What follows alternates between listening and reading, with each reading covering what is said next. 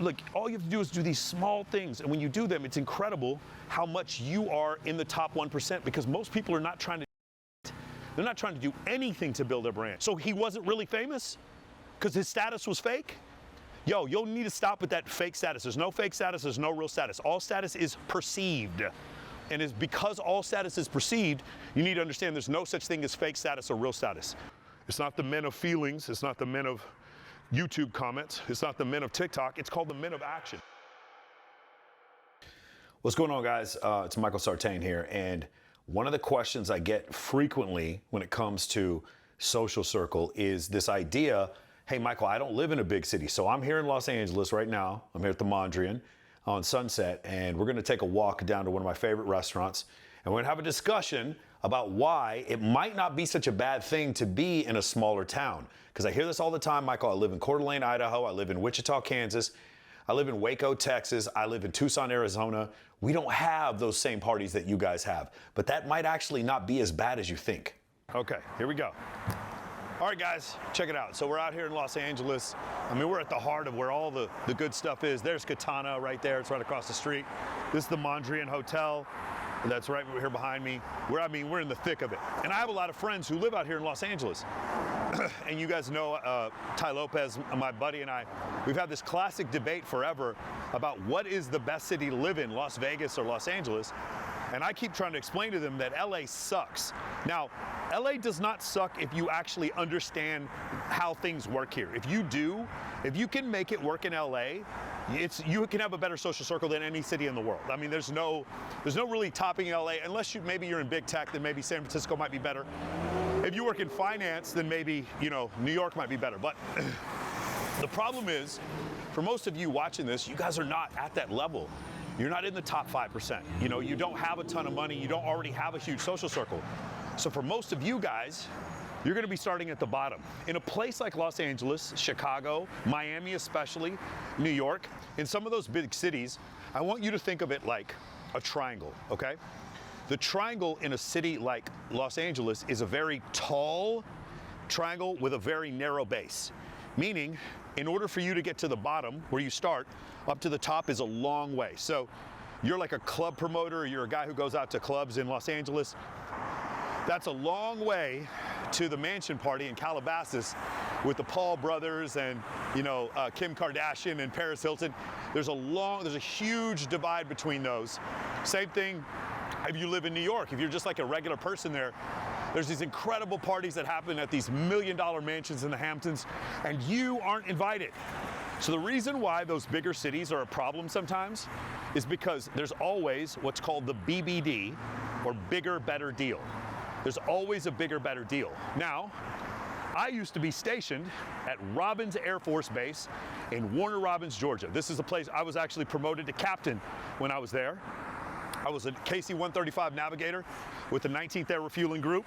And when I was there, I lived in a city called Warner Robins, which was very, very small. I think the nicest restaurant we had was like Moe's Burritos. And when I lived there, I ended up dating this like super hot girl that was living there.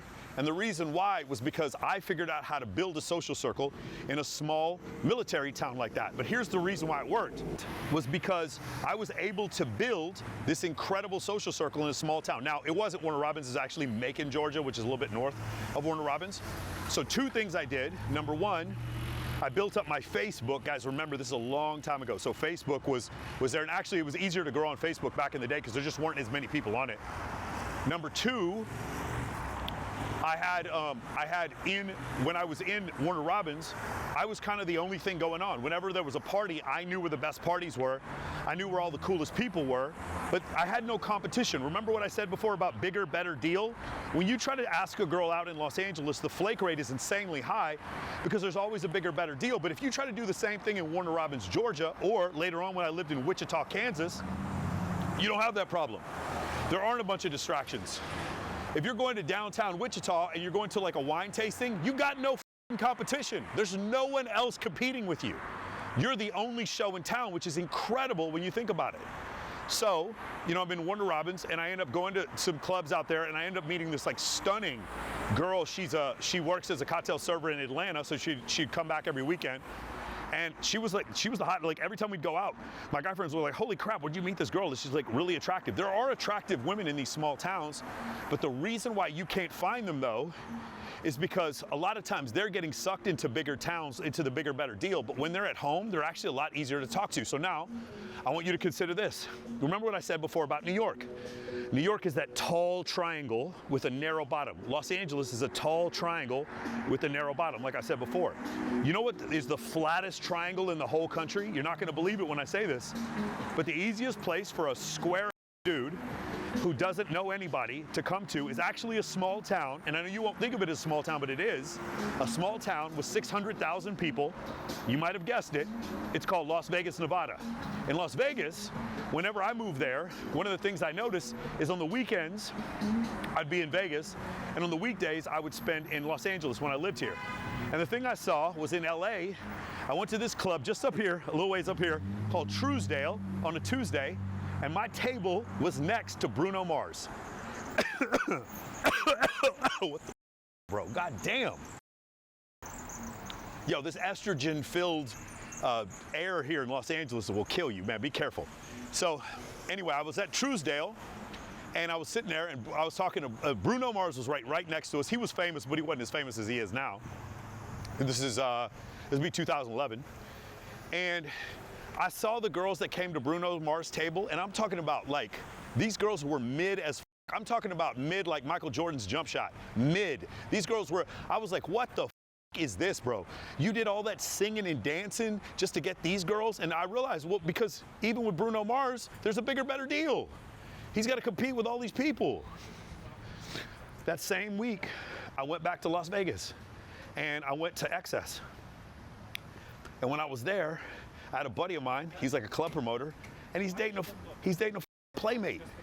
The dude is dating a playmate. I'm like, this guy's a scrub who makes no money. This guy wouldn't even making $50,000 a year, and he's dating a published playmate.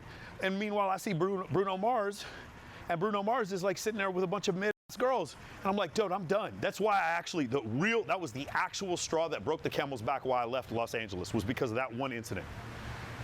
And it was one of these crazy things where, don't get me wrong, I'm in LA right now. I come to LA 18 times a year because I host events here. I just don't like living here because of this garbage traffic and the fact that everywhere I go, I'm walking over urine stains from homeless people living on the street. I mean, listen, we got to do something about this homeless problem. I'm not trying to be insensitive, but the answers that the people in Los Angeles have for their homeless is absolutely ridiculous. If you guys want it, man, Los Angeles, California has become Atlas Shrugged. Go read Atlas Shrugged if you don't know what I'm talking about.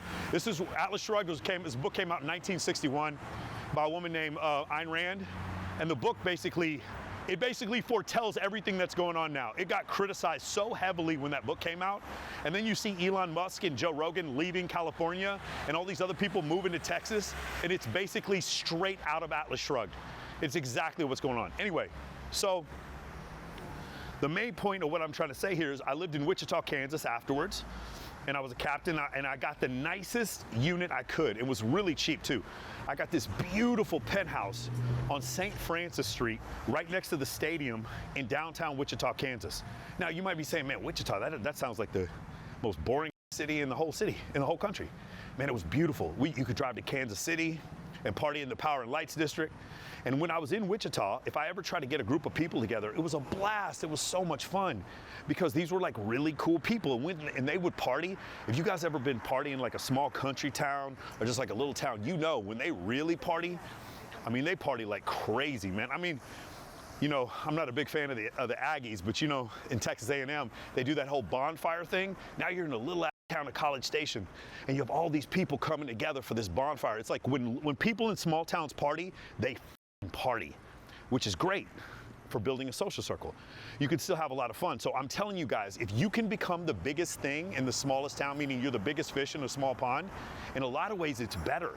But I also recommend this. You know I love audiobooks, right? I recommend you guys buy a nice, comfortable car. Just get a used car that you know you can put a ton of miles on. I used to have an old Toyota Corolla. I used to drive like a beat up old 4Runner. And right now I got my Lexus. My Lexus has like 112,000 miles on it. And what you do is you put on some audiobooks, or you watch my podcast, you watch some show, and you listen to it at double speed while you drive back and forth. So I used to drive from Wichita, Kansas to Dallas, Texas every weekend. And I would build a social circle there, and I would build a social circle in Wichita. Sometimes I'd stop in either Kansas City, I'd go to Kansas City on some weekends, or I'd go to Oklahoma City.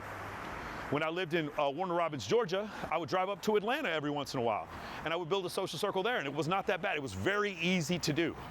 Okay, you live in some of these places. When I lived in San Antonio, Texas, I would either go out to San Antonio or I would go to Austin. And like Austin is a cheat code. Austin is obviously, for the size of the city, Austin has some of the best nightlife in the whole country. Austin, Nashville, and Las Vegas, I would say, for being smaller towns, because they are not huge. Those are not gigantic cities. For the size of those cities, their nightlife and their like the fun that you can have in those cities is really great. Guys, you understand when I say social circle, I know a lot of you guys are like, no, I want to network with business people. And I do too, but the thing you guys have to understand is business people like to go where the cool parties are. Like, if you go look at Burning Man, if you guys were ever able to get backstage at Burning Man to the VIP, you know what you would see? You would see Elon Musk. You would see Jeff Bezos. This idea that it's like you need to be in these corporate environments to network with these people is just foolhardy. It's foolish. It's not true. You need to be in the place where the cool people are. And in order to do that, you kind of have to understand the scene. Nobody wants to just be boring and wear a suit and tie all the time, right? So I'm just telling you guys, it's not that difficult for you to build an incredible environment, an incredible social circle in a small town. And that's one of the main things that I specialize in. It's one of the criticisms I always get. That one is like, oh, this takes a lot of money, this takes too much time, and I can't do this in a small town. I'm gonna do other videos on those other two objections, but I'm gonna tell you right now, the small town objection, sometimes I wish, bro, especially when I'm here in Los Angeles, sometimes I wish I was back in Wichita. Man, the food was so good. And we would go out to these, like, we'd all go to the movies together. And it was like every cool person in the city, you just knew them. It was so dope. So I'm just here to encourage some of you guys, because I know some of you guys are, maybe you're out in Killeen, Texas, out at Fort Hood, or you're at Fort Bragg. Some of you guys are enlisted in the military right now, and you're like, man, this kind of sucks. And I'm telling you, there's a solution, and that solution is what I'm trying to teach you right now, which is that you have to fix your social media. Remember, step number one in Men of Action is fix your social media. And then you need to build a list. And I would recommend a little bit of travel so that you can build a social circle in your hometown where you are. And then like if you live near Tampa, Florida, then maybe you drive up there once in a while and you're able to do that too. And then while you're doing that, you're listening to audiobooks, you're listening to podcasts, you're listening to things that are helping you build your scalable business. Because another thing we're going to talk about in future videos is how building a brand is so incredibly helpful for you to not only build your business, but it makes your dating life on easy mode. You see a lot of guys in Men of Action that are doing these man on the street videos, and part of the reason why they're doing these videos is because it helps them in their interpersonal communication, it helps them build their brand, okay? And it can actually help you with your business too. You can actually show subject matter expertise. The best example of this that I've seen, period, two of the best examples, well, the number one best example is my good buddy, James Sexton.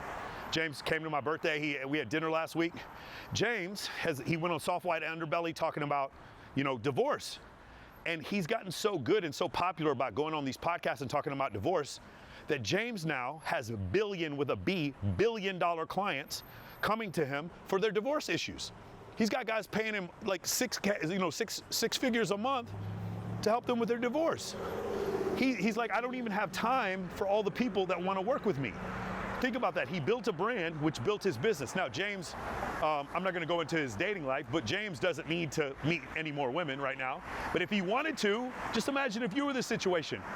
Bro, I want you to imagine if you were a divorce attorney and you got a woman paid $900 million. He's talked about this on a podcast.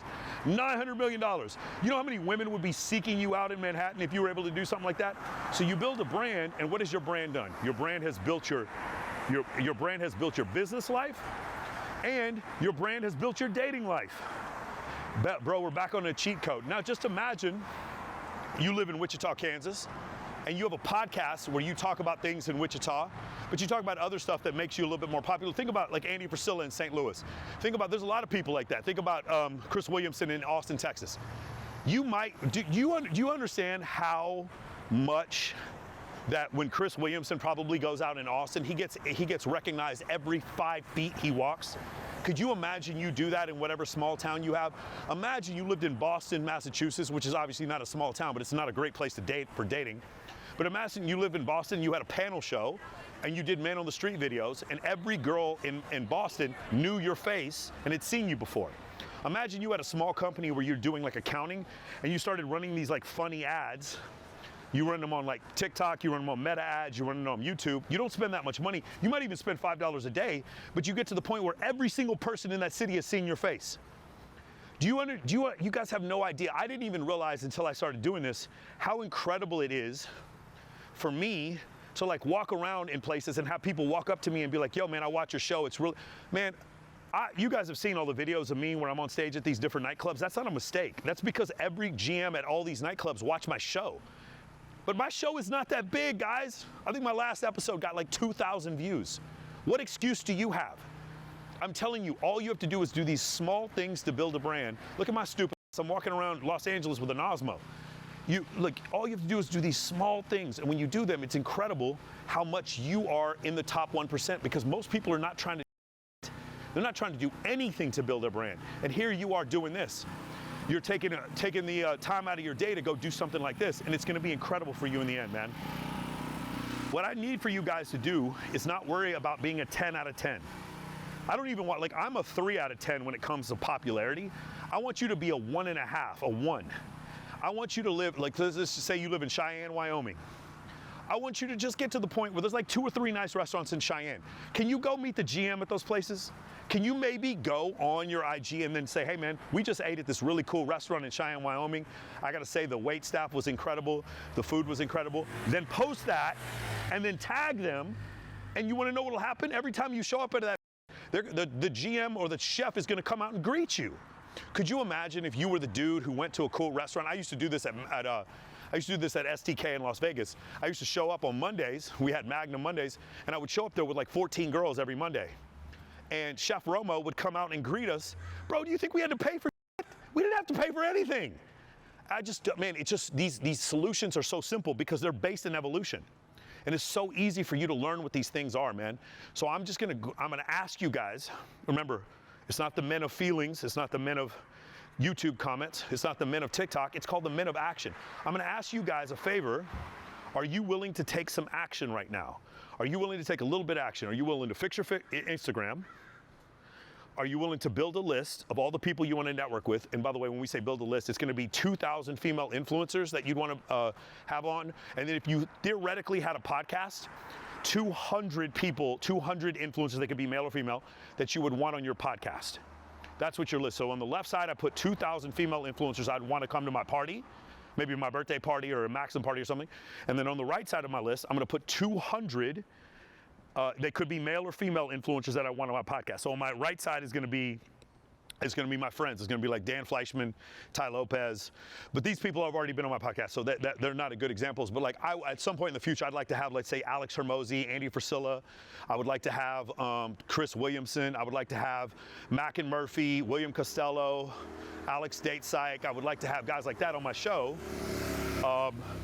And so those guys would go on the right side of my list. And then on the left side of my list would be 2,000 influencers. And then step number 3, can you get open threads with a few thousand people? And we go over that very, very succinctly in the Men of Action program, how you get open threads, because you guys know when you message a lot of these girls, it's just gonna go straight to the request folder. We don't need it in the request folder. We need it in the main folder, okay? Then step number 4, can you get 6 female friends or 6 female teammates to assist you? Meaning they will go with you to different parties, they'll come with you to like different events. Just 6. Now, but real talk, if you get 3 or 2, that's also fine, but I'd rather you get 6. The reason why we chose the number 6, by the way, is because 6 looks good in a photo, so 3 girls on each side, but also because in Vegas, the rule is you need 5 girls for a comp. And I just wanted one more than that, so it's 6 girls. Anytime you go out in Vegas with 6 girls, like on a Sunday night at XS, they're gonna give you a comp. You go Tuesday night at Omnia, they're gonna give you a comp. Meaning complimentary table, you don't have to pay for the bottles. You do need to tip the waitress though. So, great way for networking.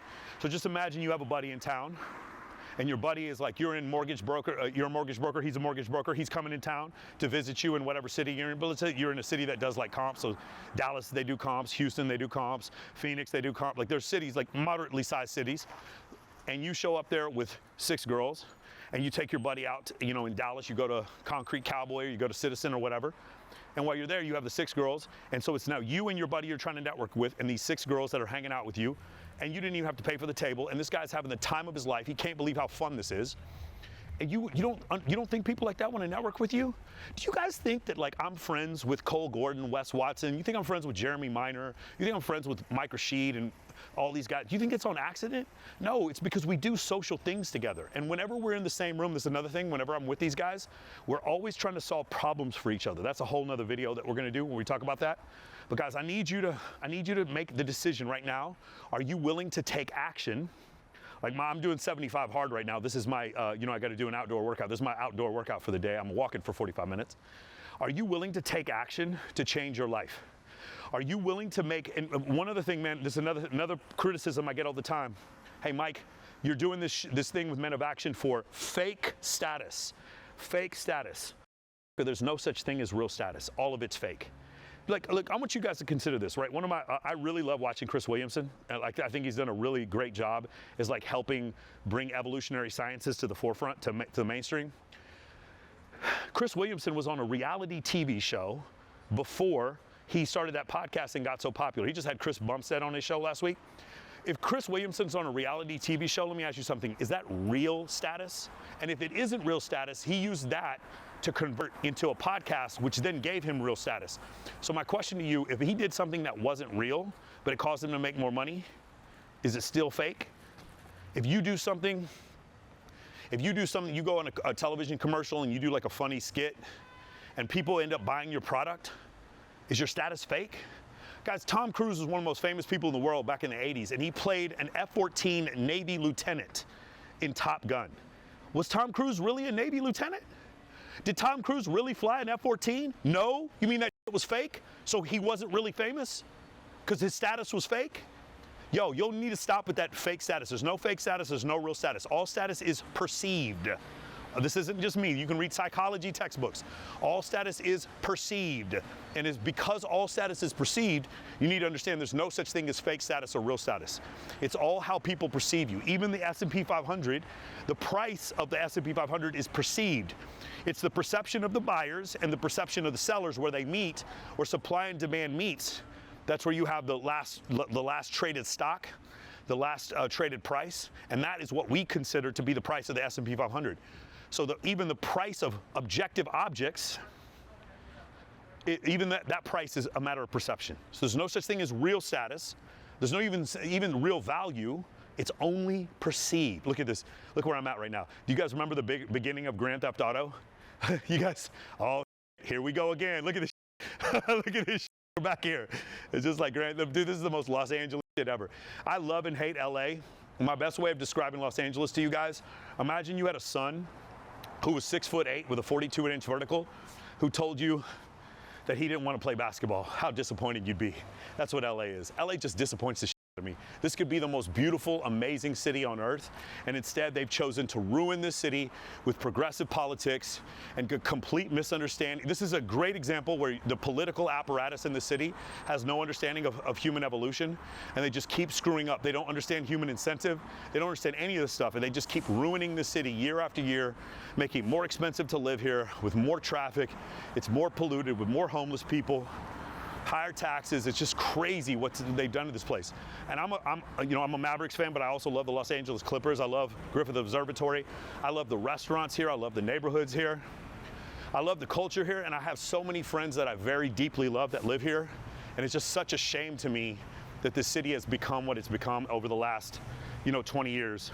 So anyway, I want you guys to leave some messages down in the comments of the questions of the videos you want me to make like this. Shar and I were having a discussion before this. She's my content manager, and she was like, hey, you need to do prompts, and maybe we can get one video out this week. And I'm like, Shar, you just got to give me one sentence to talk about, and I will sit here and talk about this thing for 30 minutes if you want, and I will walk down the fucking street right now. I don't need any prompts or whatever. And the reason why, guys, is because I've been talking about this for 25 years. For those of you who are wondering, you watch all these different coaches, I've been doing this since 2008 for free. The first month we did Men of Action, we had hundreds of people join because I'd had people for decades asking me to start a program. So I did, and I'm happy that I can bring this level of value to you guys. I'm really happy that you love the content so much. And the fact that I went from nowhere to 180,000 subs as quickly as we did, I just want to say thank you. And also to all the people who came on my podcast over these last couple years, man, that helped me grow, that supported me. And every single one of the times that you guys come up to me in public and you're like, hey man, I love your show, it means something to me every time. I never get tired of hearing it. I want to say thank you. And all you guys who are coming, you've gotten to the point in your life where you would just rather know the truth. You'd rather know the truth, even though some of these things we study in evolutionary psychology are ugly. They're mean, ugly things that sometimes make people feel bad. You decided you'd rather know the truth. I'm right there with you, man. I'd rather know the truth too. So keep studying, keep looking up. Keep listening to these audiobooks at double speed. Keep following, subscribe to this channel if you haven't done so far. And stop. Hey, listen, one last thing I want to say. There's a lot of people staring at me because I'm walking down the street with an Osmo, and I'm going to tell you something. Stop worshiping at the altar of worthless people and their worthless opinions. Stop worrying about what worthless people have to say to you or what they think about you. When you go home for Thanksgiving, and you got that family member who's a little bit overweight trying to tell you how to live your life, trying to tell you how to run your business, all that kind of shit, you can still love them. You don't have to hate them. Just understand that they don't have the same advantages in technology that you do, and just be happy for them. Move on. Don't take it personal. Keep it pushing. Keep succeeding. And don't worry about hurting other people. Don't worry about getting revenge. Don't worry about karma for that business partner that screwed you over. Don't worry about karma for that girl who broke up with you. Don't worry about any of that. Worry about your bench press max. Worry about how much money you made this week. Worry about how did you build your business. Worry about what books did you finish. Worry about what accomplishments you had this week, and don't worry about what anybody else has to say. All right, man. See you guys in the next video.